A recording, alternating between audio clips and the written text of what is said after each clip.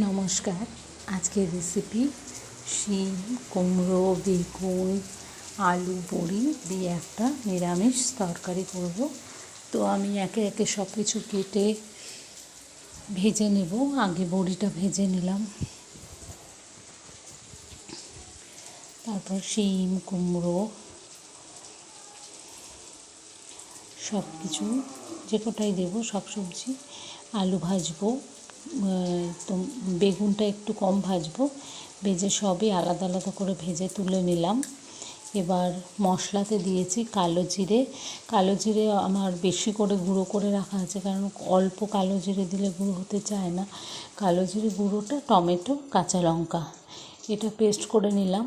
নিয়ে তেলেতে ওই মশলাটা বেশিক্ষণ কষানো যাবে না, নইলে কালো জিরেটাও তেতো লাগে। মশলাটা দিয়ে সমস্ত সবজি দিয়ে ভালো করে কষিয়ে জল দিয়ে দিলাম। সামান্য মিষ্টি দেবো, যেহেতু নিরামিষ।